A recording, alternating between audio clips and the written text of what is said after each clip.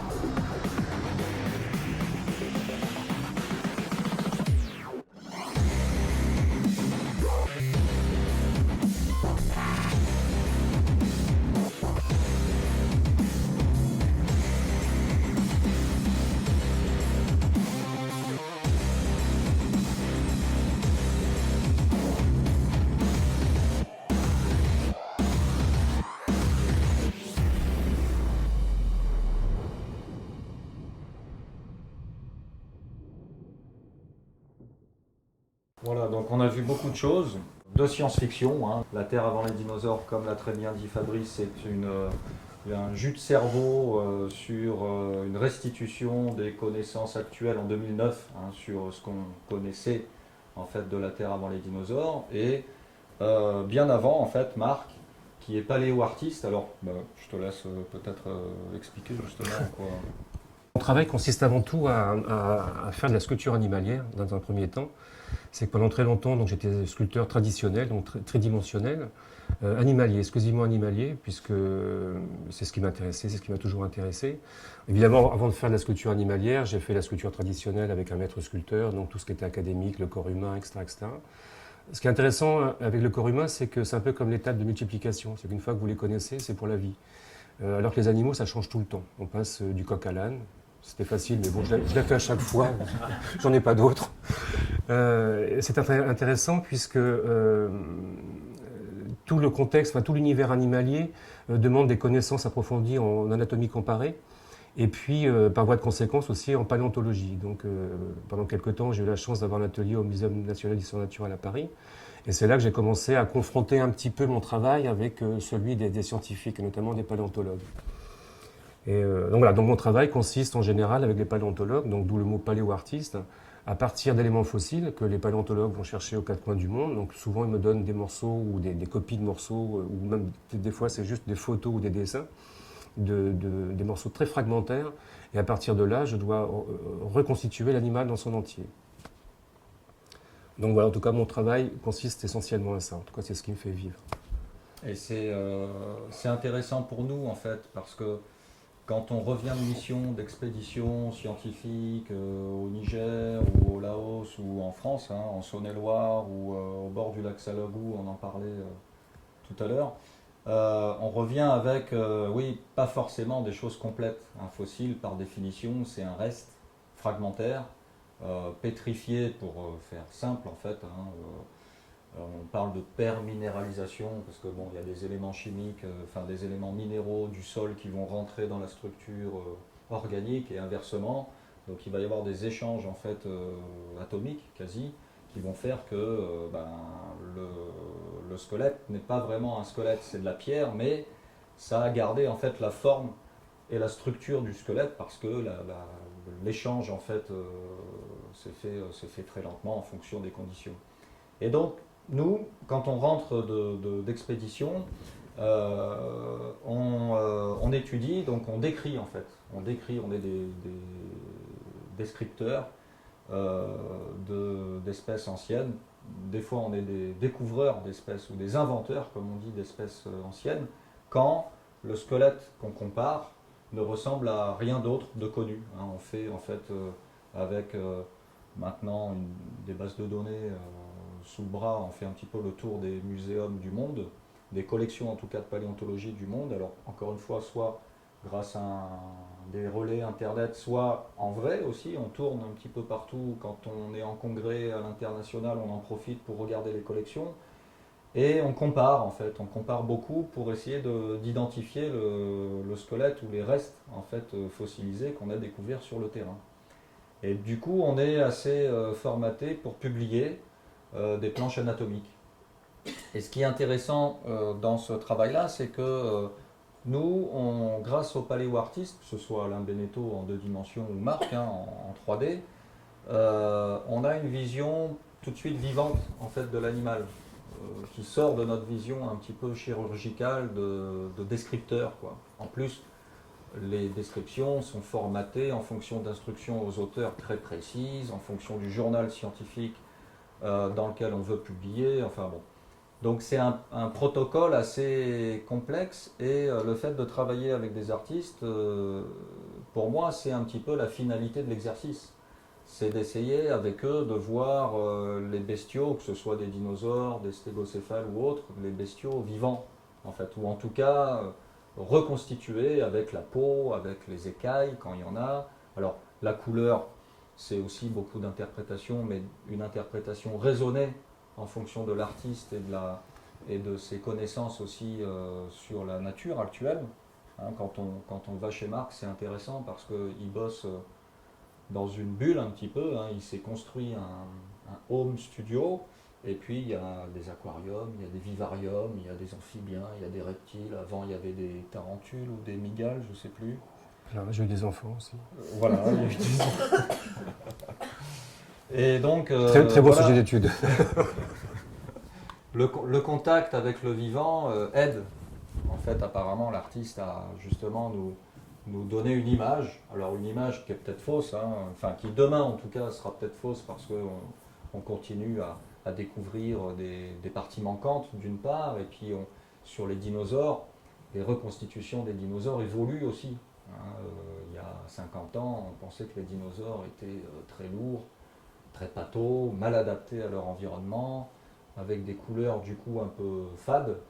Et puis maintenant, on sait que c'était des organismes qui étaient très développés juste avant leur extinction, au Crétacé supérieur, il y a à peu près 66 millions d'années.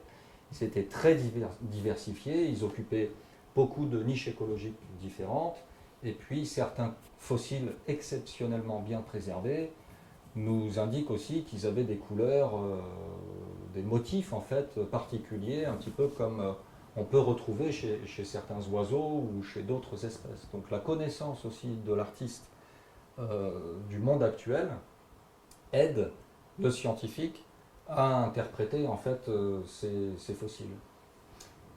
Et donc ça fait bien une quinzaine d'années qu'on travaille ensemble comme ça avec Marc.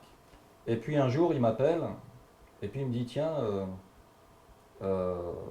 j'aimerais développer un monde différent, mais en même temps construit sur des bases logiques en tout cas, sur des animaux plausibles qui pourraient exister sur Terre dans 10 millions d'années.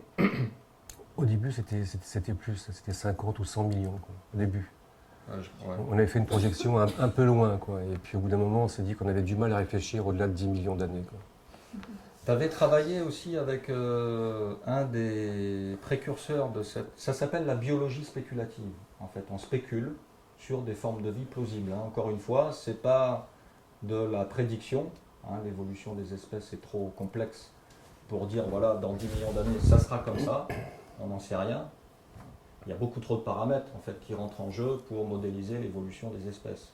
On peut modéliser l'évolution d'une population bactérienne dans un milieu bien particulier, avec des paramètres bien connus. Bon, on peut s'amuser à voir un petit peu comment cette soupe bactérienne, ce bouillon de culture va évoluer en fonction de la variation de certains paramètres. Mais appliquer ça sur plusieurs millions d'années sur l'ensemble des espèces actuelles, avec tous les paramètres climatiques, tectonique, astrophysique, etc., génétique connue, bon, on peut pas, il faudrait un ordinateur quantique en fait pour pouvoir modéliser l'évolution des espèces, quoi, en gros. Donc on n'est pas dans la prédiction, on est vraiment dans la spéculation, la biologie spéculative. Et Marc, tu as bossé avec Dougal Dixon.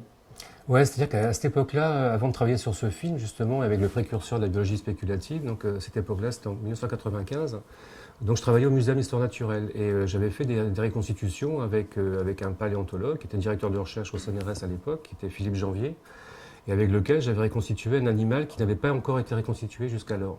Donc il y avait très peu d'éléments fossiles, c'était Ichthyostega, donc ça s'écrit comme ça se prononce, c'est assez difficile. Et la reconstitution a duré quasiment un an.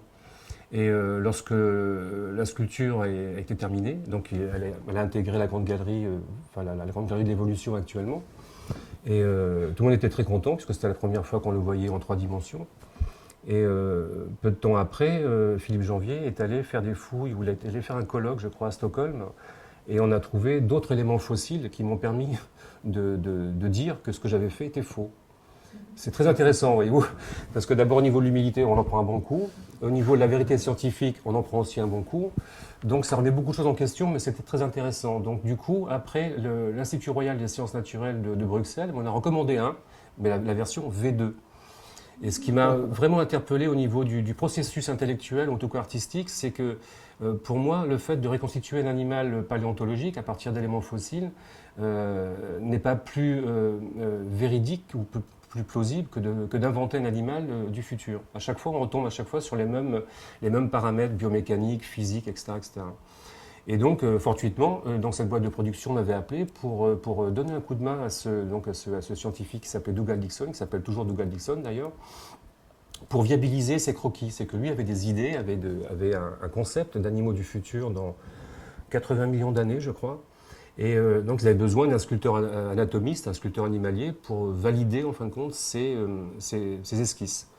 Et j'ai travaillé à peu près 1 an et demi, 2 ans sur cette production-là, et je trouvais l'idée vraiment très intéressante. C'était un bon exercice intellectuel, un bon exercice artistique et scientifique. Et à la suite de ce film-là, qui a bien marché, surtout à l'étranger, puisque les clients étaient des Japonais, cette idée m'a vraiment trotté dans la tête de pouvoir faire une spéculation sur le futur, mais en se basant sur des données scientifiques, et ne pas faire du n'importe quoi, justement. Et 5 ans après, donc c'est là où j'ai appelé Sébastien et je lui ai dit, écoute, cette idée me plaît vraiment, ce serait bien de pouvoir travailler sur le sujet. Mais je ne pouvais travailler que dans un cadre scientifique, puisque comme mon travail, même s'il est artistique, il n'est fait que dans un cadre scientifique. C'est que je ne peux pas me permettre de faire n'importe quoi, parce que même avec des données scientifiques, il s'avère des fois que les erreurs sont assez considérables, parfois, quoi. Et l'aventure a commencé donc en 2000 quasiment. Donc moi je me suis creusé la tête parce que comme je viens de vous le dire, l'évolution n'est pas modélisable. Alors j'ai dit à Marc, oui d'accord, bon je veux bien t'encadrer scientifiquement parlant, mais concrètement sur quoi? Alors j'ai regardé, bon le climat, on ne peut pas faire des prédictions à l'échelle On sait qu'il y a des périodes glaciaires, interglaciaires, bon ok, et que tout ça varie et qu'il y a des pseudo-périodes qui peuvent nous dire que dans 10, 15 000 à peu près années, on retombera dans une période glaciaire. Et qu'en ce moment, on est dans une période interglaciaire. Si on ne bousille pas, si on ne continue pas à bousiller trop le climat, bon, il y a de fortes raisons de croire qu'on retombera dans un épisode glaciaire. Bon, mais dans 10 millions d'années, c'est un gros point d'interrogation. On n'est pas dans le même ordre de grandeur pour utiliser en tout cas ces modèles scientifiques-là. Donc, exit le climat. Donc, on a fait le choix, on s'est dit, bon, ok, on ne peut pas se baser sur le climat, très bien. On imagine que le climat, grosso modo, dans 10 millions d'années, dans notre exercice, il est à peu près pareil que le climat actuel, c'est-à-dire qu'on est dans une période interglaciaire. Parce qu'on ne voulait pas faire un futur âge de glace, quoi. Après, je me suis dit, tiens, la tectonique, par contre, là, on manipule des échelles de temps de l'ordre du million d'années. En termes de mouvement, ça commence à être visible à peu près, en fait c'est visible tous les ans, mais c'est visible au centimètre près, c'est en gros entre 3 et 6 cm par an, bon ça fait à peu près entre 30 et 60 km au million d'années si je ne me trompe pas de zéro, donc dans 10 millions d'années, il y aura, d'ailleurs il y a des cartes qui existent, hein, des paléomaps, on appelle ça, de collègues tectoniciens qui reconstruisent en fait les mouvements des plaques, hein, les unes par rapport aux autres. Hein. Il faut imaginer finalement la Terre, je crois que c'est Paul Verlaine hein, qui disait que la Terre est bleue comme une orange. Imaginez justement cette orange-là dont la peau est composée d'une mosaïque de plaques qui bougent les unes par rapport aux autres. Hein. Et vous savez que quand deux plaques s'écartent, typiquement, il y a un océan, et puis quand deux plaques se rencontrent, ça fait une chaîne de montagnes, quoi, en gros. Bon, et ça, c'est connu dans le passé. Si vous avez un logiciel, enfin un modèle mathématique qui vous permet de faire des cartes du passé, vous pouvez cliquer à moins 250 millions d'années, vous verrez que, en fonction de ce modèle de la tectonique des plaques, hein, dont on peut discuter ensuite, hein, mais vous verrez que tous les continents étaient regroupés en un seul méga-continent, hein, bien connu, qui s'appelle la Pangée, qui n'était pas d'ailleurs le premier, mais bon. On a pris en fait le même modèle, enfin on a demandé aux collègues tectoniciens de prendre leur modèle, au lieu de cliquer sur moins 250, on leur a demandé, s'il te plaît, tu peux cliquer sur plus 10, et puis ça nous a donné finalement une image du paysage, du décor en fait. On avait la scène. Ouais. Voilà, on avait la scène, et puis Marc a placé ensuite les personnages. Alors je dis Marc volontairement parce qu'il est vraiment à l'origine de la très grande partie des animaux du futur. Je ne suis pas payé par le CNRS pour faire de la science-fiction. Je le fais pendant mes vacances ou mes week-ends, mais c'est quand même assez intéressant parce que cette spéculation-là nous sert à justement parler d'évolution des espèces, parce que indéniablement les gens nous demandent tiens mais on a vu des trucs là, on a vu des trucs bizarres qui ressemblaient aux dinosaures, et effectivement on s'est quand même basé sur, on va dire, le fitness général. Alors ça peut être, les collègues généticiens parlent de fitness génétique d'une population ou d'une espèce. On s'est basé en fait sur des espèces visibles, hein, donc majoritairement de vertébrés. On va voir les invertébrés, pourquoi on n'a pas trop travaillé sur les invertébrés, parce que, bon, en partie, il y a déjà beaucoup de choses qui ont été explorées au cours de l'évolution de tous ces groupes qu'on appelle en fait les invertébrés. Heureusement que Guillaume Lecointre n'est pas là ce soir, sinon il me taperait dessus. Mais voilà, en fait, on a pris un petit peu, déjà on a pris la longue liste des espèces menacées, et puis on est passé à autre chose. On a mis l'homme dans les espèces menacées, hein. C'est pour ça que notre scénario, nous, dans 10 millions d'années, ne traite pas de l'humain, en fait. Et Marc m'a dit, c'est très bien, comme ça nous évite en plus d'utiliser des modèles ou des idées écolo, philosophico, théo, ce que vous voudrez. Et puis, quand vous faites un peu de science-fiction, vous connaissez tous Barjavel, vous connaissez H.G. Wells, La machine à explorer le temps. Bon, il y a d'autres auteurs, des grands auteurs, qui ont déjà traité de l'homme du futur. On s'est d'ailleurs amusé avec Roland Lehoucq à faire une petite analyse bibliographique des différents morphotypes humains rencontrés dans les œuvres de science-fiction, dans le futur. Alors vous avez typiquement chez Wells, ou même un petit peu chez Barjavel, les hommes souterrains. D'ailleurs, chez Wells, ce sont les pauvres qui se transforment en monstres souterrains et qui mangent les riches qui habitent en surface, hein, les Morlocks. Vous avez typiquement aussi l'homme aquatique, donc celui qui est réadapté au milieu aquatique, avec des branchies ou pas, hein, l'homme de l'Atlantide par exemple. Vous avez l'homme sidéral, donc l'humain qui part dans l'espace et qui va se reproduire dans des milieux confinés, des vaisseaux spatiaux qui partent, hein, comme dans Star Trek, à la découverte de l'univers connu et peut-être même inconnu.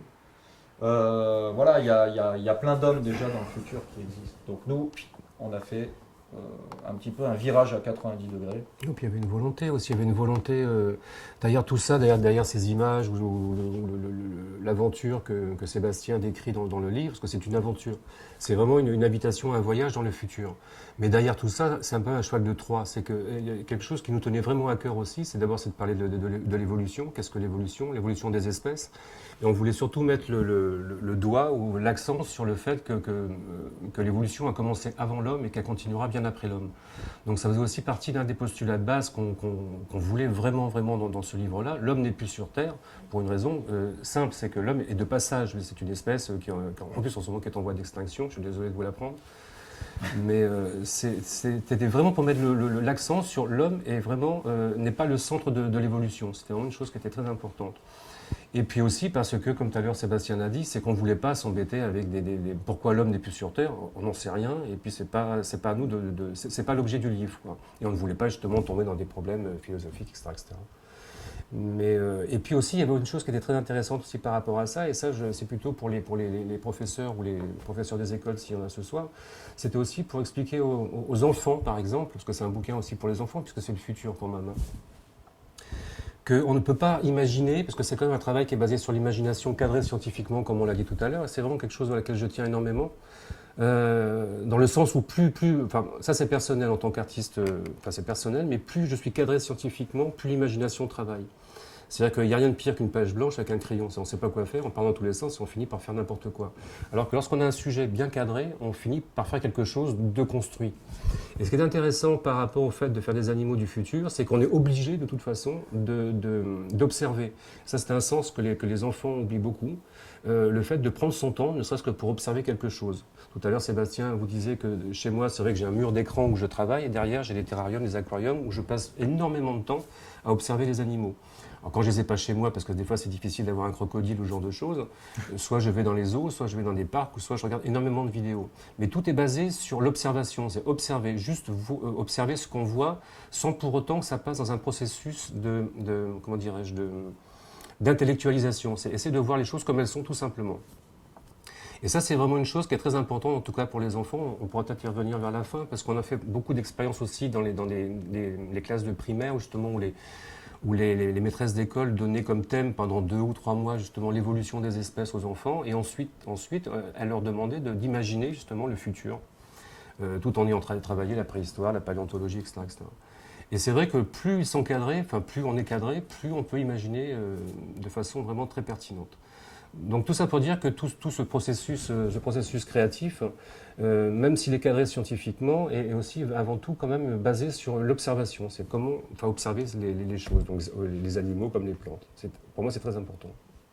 Et c'est intéressant parce que c'est comme disait aussi Pierre Bordage, le grand auteur de science-fiction française, le père même du space opéra en France. On a, avec Roland Lehoucq, on a écrit un bouquin tous les quatre en fait, avec Jean-Paul Demoule, qui est proto-historien. L'histoire, c'est que Roland Lehoucq a imaginé une planète, une exotère en fait, plausible, bon, avec ses paramètres, rotation autour de son étoile, type d'étoile, type de planète exact, et puis il m'a donné la fin de sa copie en me disant, tiens, voilà les conditions planétologiques de surface ou géologiques, démerde-toi avec ça, invente de la vie. Et voilà, donc mon rôle c'était, à partir des conditions de surface, d'inventer des formes de vie extraterrestres qui évoluent dans tous les sens, il y a des extinctions, enfin, et puis par hasard, il y a une espèce qui présente un certain degré de conscience que je décris, et je passe la fin de ma copie à justement ce Jean-Paul Demoule, qui est proto-historien, qui lui, à partir de cette espèce-là, en fait une civilisation. Et puis on a passé nos 3 copies de scientifiques à l'écrivain, Pierre Bordage, qui en a fait un scénario avec une rencontre, avec de l'humain, enfin je ne veux pas trop dévoiler le bouquin, ça s'appelle Exquise Planète, hein, c'est sorti l'année dernière, et Pierre Bordage avait exactement la même remarque que Marc. Il nous a dit finalement, j'ai trouvé l'exercice un peu chiant au départ. Enfin, je m'attendais à ce que ce soit contraignant et enquiquinant. Et en fait, le fait d'avoir des données factuelles, beaucoup de données factuelles et d'être cadré m'a motivé à développer en fait ma créativité. Et inversement aussi, parce que il est arrivé que Marc corrige une de mes planches anatomiques. C'est toi ou Alain, je ne sais plus. J'envoie en fait les données brutes, enfin ce que je considère être les données brutes, c'est-à-dire en paléo, tu veux dire? En paléontologie, des dessins basés sur photo en fait. On appelle ça des schémas, des figures interprétatives quand même, hein. Ce sont des dessins qui sont légendés. On essaye d'identifier en fait chaque os, chaque ossement sur les crânes qu'on trouve pour essayer de mieux identifier les espèces et de mieux comprendre leur origine, etc. Et j'envoie en fait ces données-là au paléo-artiste. Et puis au bout de quelques jours, le paléo-artiste en question m'appelle en me disant écoute, j'ai un problème, j'arrive pas à articuler, j'arrive pas à voir l'arrière-crâne en 3D parce que il y a sur la mâchoire, essaye de revoir ta copie parce qu'il y a un truc qui va pas, quoi. J'arrive pas à faire le lien. Et effectivement, je suis retourné sur le fossile et j'avais oublié de dessiner une petite zone supplémentaire qui faisait l'articulation. Donc l'artiste a corrigé en fait le scientifique. C'est assez facile, enfin, c'est assez facile quand on travaille là. Je te remercie. Non mais je n'ai pas fini ma phrase.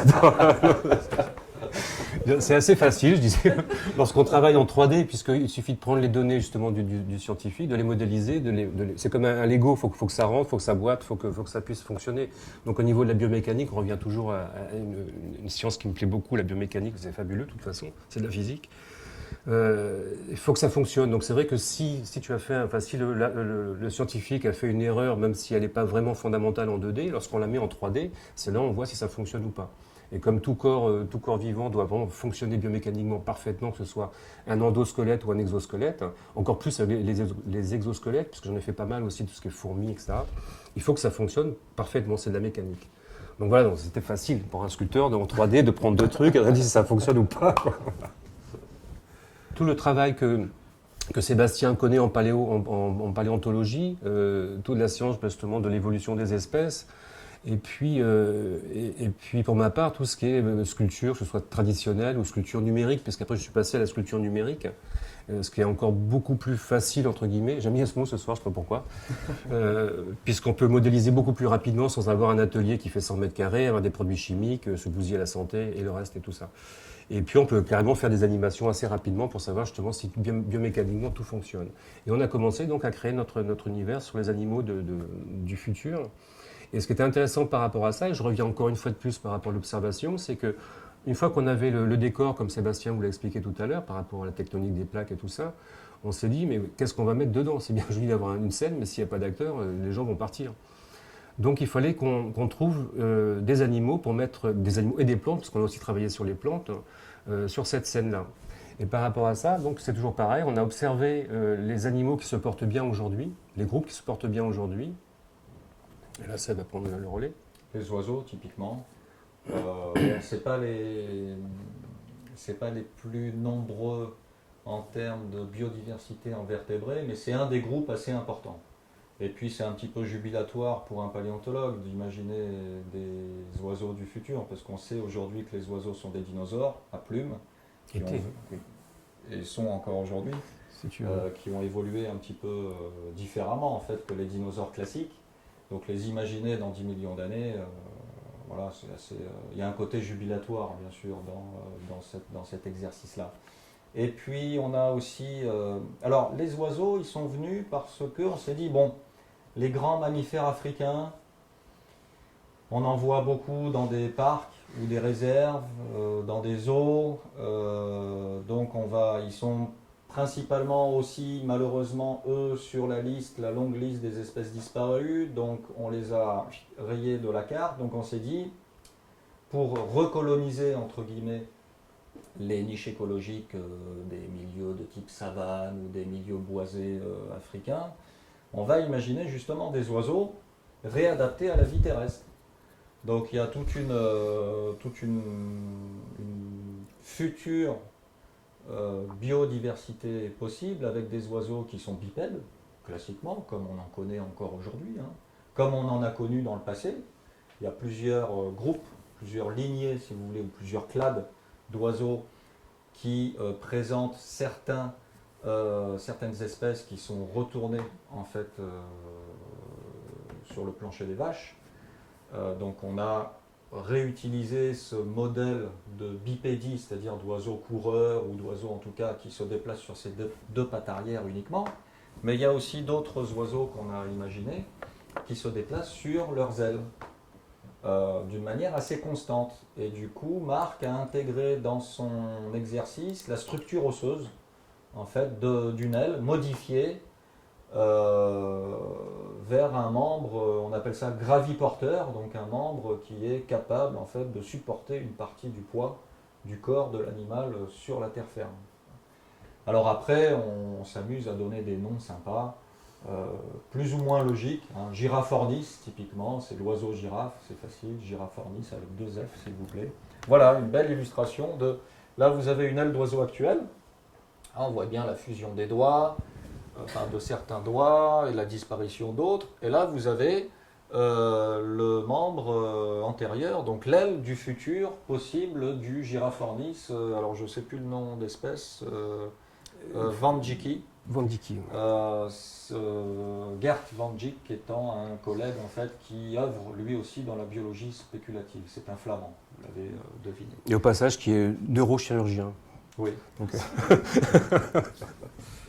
Donc c'est ça qui est intéressant avec Marc, c'est que chaque espèce est vraiment construite d'après l'anatomie d'une espèce existante ou d'un groupe plutôt actuel et avec les contraintes d'ossature, hein, les contraintes ostéologiques que ça peut enclencher.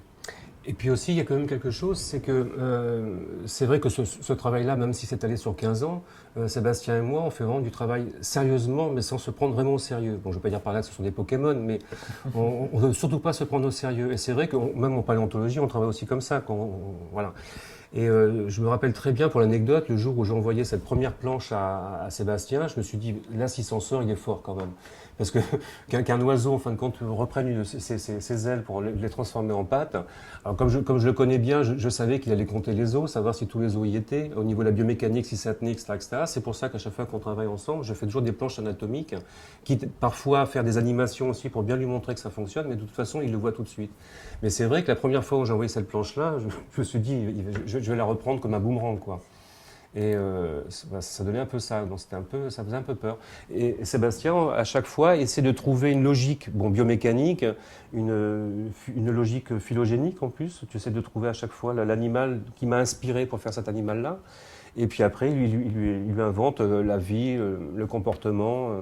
À chaque fois, une espèce est présentée dans sa globalité, si je puis dire. C'est-à-dire que là, vous avez le mâle, la femelle, la série de croissance derrière, vous avez une autre espèce qui est un peu plus habituée ou inféodée à des plaines, vous avez son prédateur, vous avez le charognard, vous avez l'équivalent endémique insulaire, enfin on essaye et c'est ce qui rend finalement les espèces plausibles, c'est qu'on essaye de les recaler dans leurs écosystèmes, dans leur chaîne alimentaire, enfin leur réseau trophique, avec des comportements qui sont inspirés bien sûr de ce qu'on observe actuellement, des parades nuptiales, c'est pour ça que le mâle a une jolie crête frontale et voilà, donc c'est voilà un jeune avec un duvet, donc une croissance hyper rapide aussi, un petit peu comme les sauropodes. On sait que les dinosaures, les grands dinosaures herbivores du Jurassique ou du Crétacé même, ou même du Trias si on avait, avaient des croissances assez rapides par rapport à la moyenne dinosaurienne de l'époque. Et on explique ça en termes de réseau trophique. C'est un lien avec la pression de prédation. En fait, en gros, plus l'animal pousse rapidement, moins il a de chances de se faire croquer par un carnivore qui passe par là, quoi. Surtout si les parents ne s'occupent pas trop de la progéniture. Donc ce sont des idées aussi qui ont évolué. Donc on a fait un petit peu un copier-coller de ce qu'on connaît dans le passé et dans l'actuel, qu'on a concentré sur certaines espèces, ou alors on a pris des contre-pieds, comme avec Giraffornis, on a mis des oiseaux qui sont majoritairement volants. Hein. Aujourd'hui, on les a plaqués en fait au sol, enfin plaqués, on les a fait marcher au sol. Inversement, on a fait par exemple un manchot du futur qui est complètement aquatique, qui ne remet même plus un pied sur la banquise pour se reproduire. Donc là, ça implique une ovoviviparité, une forme un petit peu par convergence évolutive avec des ichthyosaures, avec des dauphins ou avec des poissons accélérateurs pélagiques classiques. Alors lui, je me suis moins cassé, comment dire, la cervelle pour le nommer. Je l'ai appelé tout simplement Neopigocelis. Pigocelis, c'est le nom de genre actuel du manchot. Néo. C'était le premier aussi. Hein. C'était le premier, c'est pour ça. C'est pour ça, ouais. Mais voilà, en fait. Il est né en 2000, celui-là. Et alors, par contre, il y en a certains qu'on a abandonnés parce que ça marchait pas, ça fonctionnait pas. Alors, soit parce qu'on n'avait pas toutes les subtilités qui existent dans le groupe en question. Je pense au marsupial. On a essayé d'imaginer un marsupial arboricole. Alors, ça existe déjà, hein, typiquement. Il y en a encore en Amérique du Nord, par exemple, hein, mais qui développent des espèces d'ailes, un peu comme les chauves-souris, ou plutôt comme les écureuils volants. Les écureuils volants, ça existe, ça s'appelle les dermoptères, et ils ont une espèce de voile, en fait, une peau qui est tendue en fait, entre les bras et les jambes. Bon, on s'est un petit peu basé là-dessus, et puis à un moment, on s'est dit, mais cette espèce-là, on l'imagine beaucoup pendue aux branches par la queue, et avec la poche marsupiale, ça peut pas fonctionner. Mais donc on l'a mis momentanément en fait de côté, mais on a appris aussi en se documentant qu'il y avait d'autres espèces de marsupiaux qui avaient des poches entre guillemets inversées. Hein, c'est le cas par exemple du wombat, je crois, qui peut avoir une poche dirigée vers l'arrière. Donc ça peut aider aussi à des formes de vie arboricoles. Du coup, on va peut-être ressortir des vieux classeurs ce marsupial possible du futur en l'ancrant dans son histoire évolutive fictive sur une base de wombat. Donc ça va peut-être changer des choses, hein, il sera peut-être un peu plus costaud, mais au contraire, en même temps, il y a des contraintes aussi de poids. Hein, on ne peut pas faire n'importe quoi quand on est dans les arbres. Donc voilà, on se base pour le manchot du futur, le Neopigocelis. Bon, on l'a fait comme par hasard, excellent plongeur qui se nourrit de futurs céphalopodes aussi, de kraken du futur, qui sont des dérivés de sèche actuels, qui ont pris des formes, qui ont acquis des formes géantes avec des couleurs héritées aussi des cousins actuels quand on voit la capacité de ces céphalopodes-là à changer même non seulement de forme, enfin de couleur, mais aussi un petit peu de forme en surface. Hein. Il y a des excroissances qui poussent quasi instantanément et la forme imite un rocher et puis passe inaperçue aux yeux du prédateur ou du concurrent. Donc on a utilisé aussi ça chez certains mollusques. On a travaillé aussi sur certains arthropodes. Donc les arthropodes, c'est le groupe des insectes, des crustacés, des myriapodes aussi, des mille pattes. Bon, il y en a plein d'autres. On a imaginé. Alors là, on a eu du mal parce que ce sont des groupes qui sont apparus bien avant les vertébrés et qui ont exploré beaucoup de possibles en fait évolutifs, hein, avec des formes complètement disparates, complètement presque extraterrestres en fait pour nous.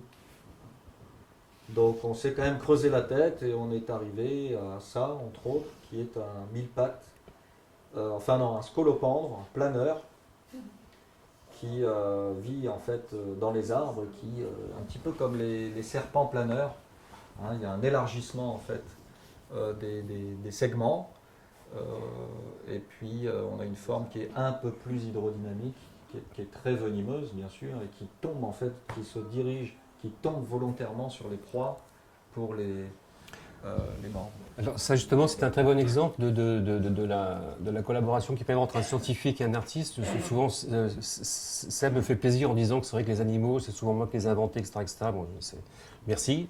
Mais ça fait partie des animaux que Seb a pensé initialement. Et donc, évidemment, chaque animal a sa genèse, son histoire, elles sont toutes aussi croustillantes les unes que les autres. Et je vais vous montrer par exemple un dessin que Sébastien m'a envoyé alors qu'il était en postdoc, je crois, à Prague. Il paraît qu'il boit beaucoup de vodka là-bas, c'est peut-être ce qui explique cela. Mais... Donc ça, c'est le genre de dessin que Sébastien m'a envoyé. Donc l'idée, c'était très intéressante. Et le fait de travailler sur un dessin de Sébastien, comme celui-ci par exemple, ça me rappelait vraiment le fait d'avoir travaillé avec Dougal Dixon, tu vois, qui m'envoyait des planches de lui, de ses animaux, des idées qu'il avait. Et après, de ça, il fallait vraiment les crédibiliser, les rendre, enfin les viabiliser surtout, quoi. Ça date, hein. C'est 2003. Ouais. Donc c'était un petit peu... Donc ça, il m'envoie ça, et par rapport à ça, d'abord j'étudie les scolopendres contemporains, donc ce qui m'a obligé d'en avoir chez moi. C'est pas des bêtes sympathiques, hein, je vous le dis tout de suite, si vous voulez en avoir, ils vont pas pisser dans leur caisse. Hein. C'est des animaux assez dangereux. Et donc de ça, j'essaie de le remodéliser, donc à chaque fois que je fais un croquis ou que je fais un croquis en 3D, je lui envoie pour savoir si je ne l'ai pas trop trahi, ce genre de choses, quoi.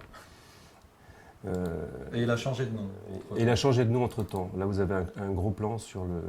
J'ai gardé le nom de genre, en fait, Scolopendra, et j'ai mis Volance comme nom d'espèce, parce que j'ai trouvé que il était quand même assez proche de l'espèce actuelle pour changer de genre. Alors, la notion d'espèce et la notion de genre, hein, on peut en discuter, mais la notion d'espèce surtout est quand même assez subjective et dépend aussi, quand on crée une nouvelle espèce, nous en tant que paléontologues, on essaye de se baser sur une liste de caractères anatomiques qui sont nouveaux en fait.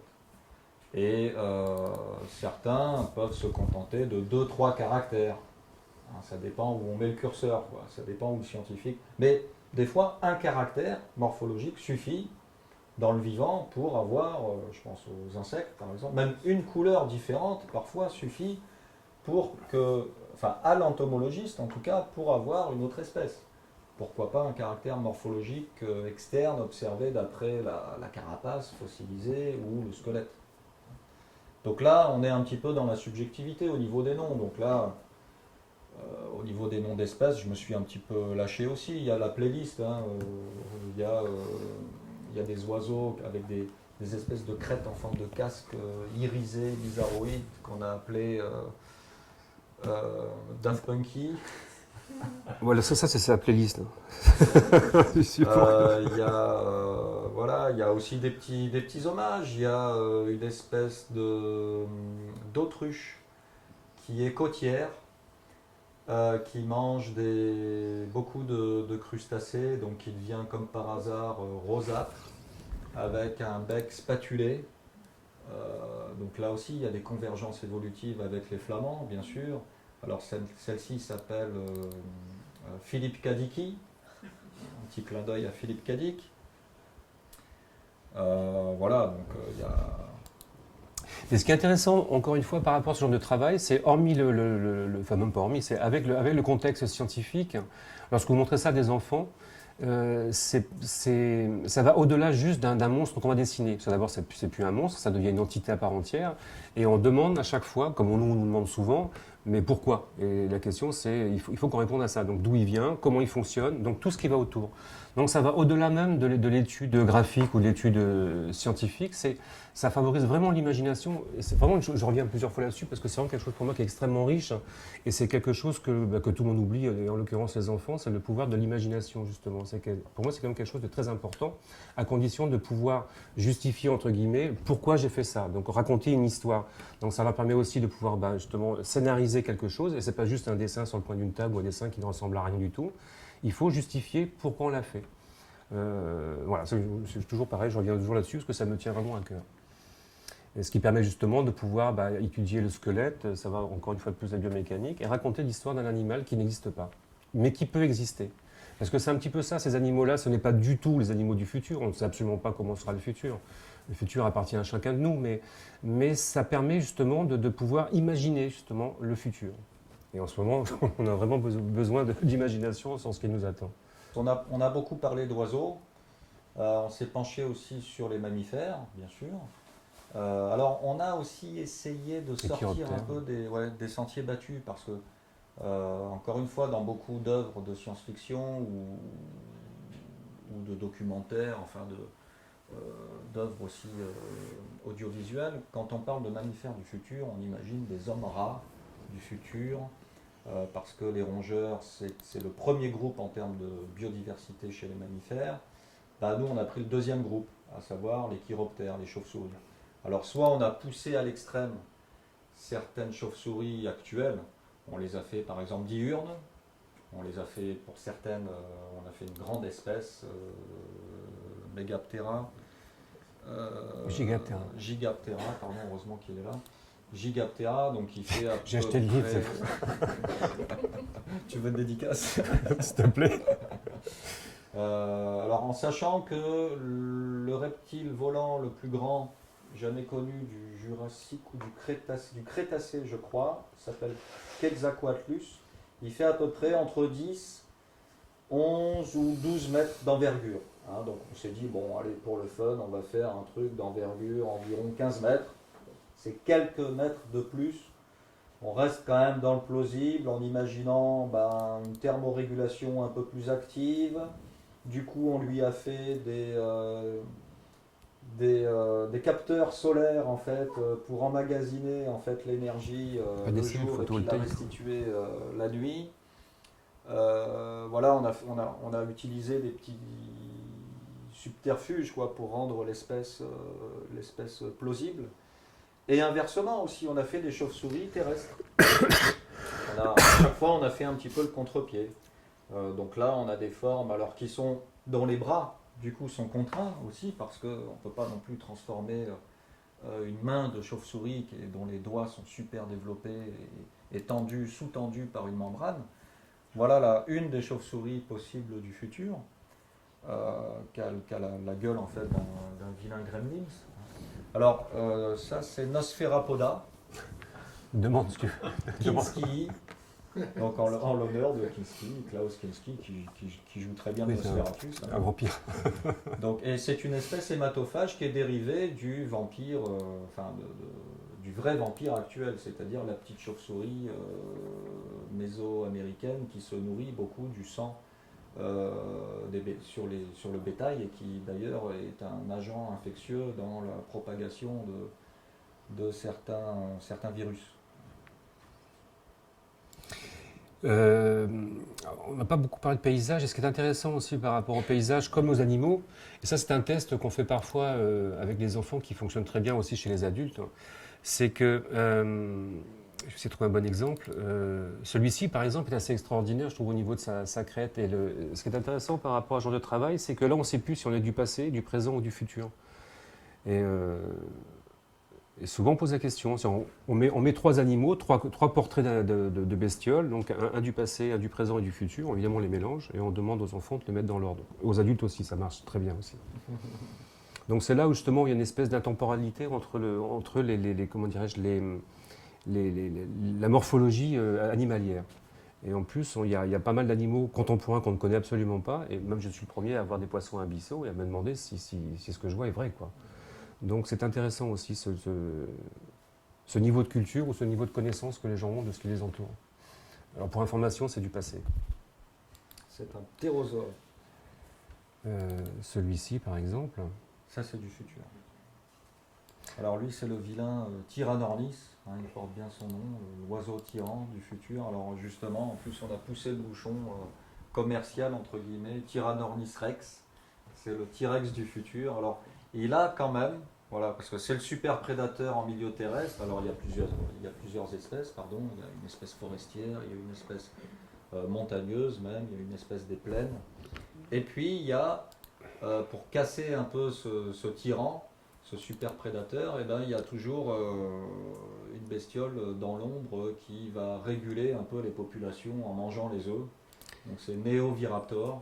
C'est vraiment quelque chose qui nous tenait à cœur. Qui est connu, lui, réellement. C'est un dinosaure, en fait.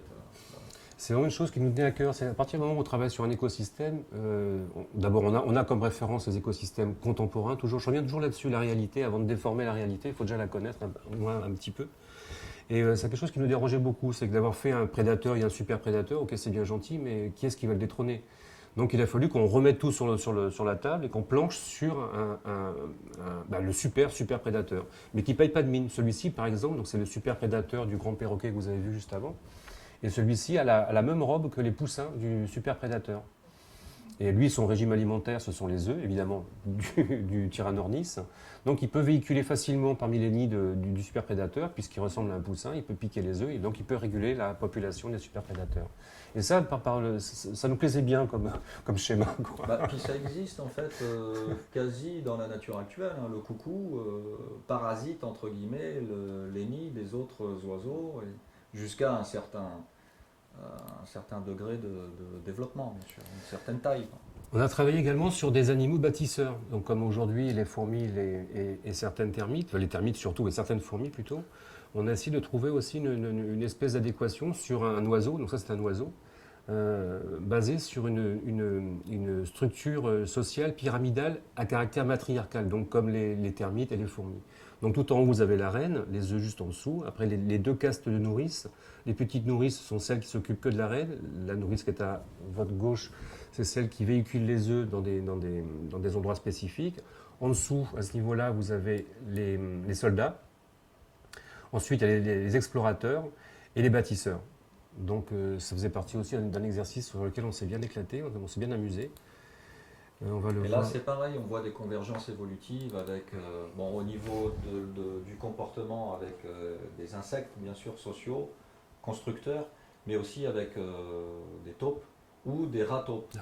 La morphologie, on va dire, souterraine a été sélectionnée plusieurs fois au cours de l'évolution dans deux groupes vraiment différents. Les mammifères pour les taupes, et puis les carnivores, je vais y arriver, pour les taupes, les insectivores en tout cas, et puis les rongeurs pour le rat taupe. Et là on a fait un copier-coller qu'on a envoyé du côté des oiseaux, quoi, du côté du groupe des oiseaux. Ça c'est pour montrer un peu de paysage aussi quand même, quoi. Et puis de plantes. Ouais. De plantes, ouais. On a planché sur certaines plantes, sur certains végétaux en ayant des difficultés un petit peu similaires à celles qu'on a rencontrées pour les groupes d'invertébrés, parce que les plantes ont développé déjà beaucoup de formes diversifiées, que ce soit actuellement avec des formes arbustives, des formes lianescentes, des formes épiphytes, et j'en passe. Et dans le passé, on observe aussi une très grande biodiversité, enfin biodisparité là pour le coup. Hein, faut pas mélanger. Biodisparité, c'est la diversité en espèces, la biodiversité, pardon, je ne sais pas si j'ai été assez clair. La biodiversité, c'est le nombre d'espèces, et la biodisparité, c'est les variations de forme. En fait. Donc, on a eu du mal quand même à imaginer des végétaux, à faire du neuf, quoi, en fait, à faire du nouveau chez les plantes. Ouais, on s'est inspiré surtout des succulentes, par exemple, et des euphorbes, qui sont en fin de compte des plantes qui vivent souvent dans des conditions assez extrêmes. Donc, on a supposé qu'elles avaient vraiment de bonnes chances de pouvoir s'adapter dans 10 millions d'années. Parce que 10 millions d'années, c'est à la fois beaucoup et c'est peu pour qu'il y ait vraiment des changements colossaux au niveau de la physionomie des plantes et comme des animaux. Mais c'est suffisant pour pouvoir faire un bestiaire interpellant, j'espère. Oui, et puis du coup, on n'a pas créé de nouveaux clades, vraiment. On s'est limité, entre guillemets, à extrapoler certaines branches de l'arbre du vivant, en fait. Et en rayant, par contre, d'autres branches.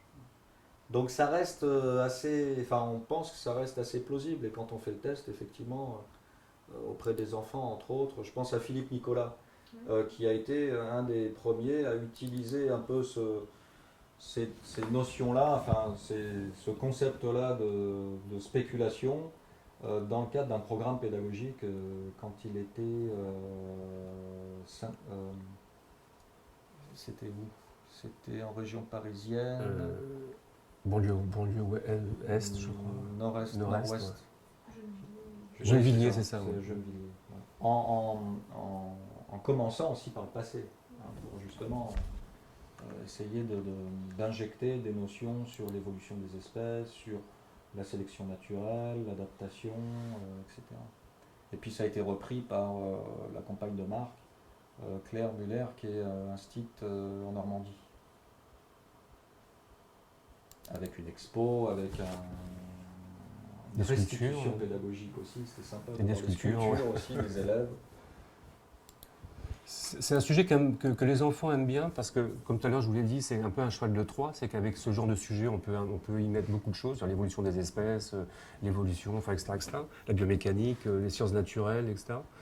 Et puis, au niveau artistique, c'est libre, mais sans être libre, à vrai dire. Donc, c'est un bon sujet d'étude en tout cas pour les professeurs des écoles. Et puis tout à l'heure, je vous ai montré, enfin, on vous a montré des paysages donc, du futur.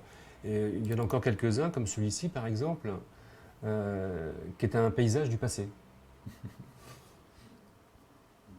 C'est une reconstitution d'une bordure de chaîne de montagne hercynienne. Donc on est en plein entre le Carbonifère et le Permien. On est à peu près il y a 300 millions d'années en Europe, quelque part en Europe ou en Amérique du Nord.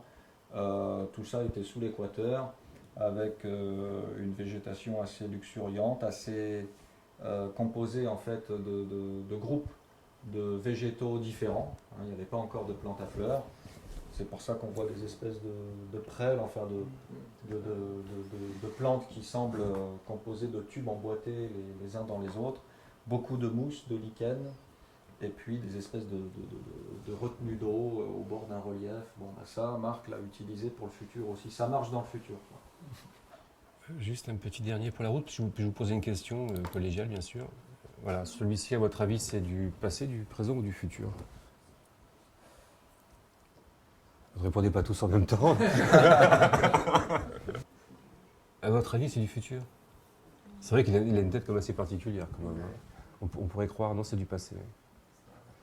C'est pour ça que l'exercice était très intéressant, parce que passé, futur, c'est vrai que là, la notion de temps et la notion de la biodiversité est vraiment explose totalement, quoi. C'est un ptérosaure, c'est un rhamphorhynchoïde, un rhamphorhynchus sans doute, avec un duvet, enfin un duvet, avec des espèces de poils protofilaments, et puis un bec denté, qui est assez caractéristique même du groupe. Ce sont des reptiles qui volaient à l'époque des dinosaures en fait.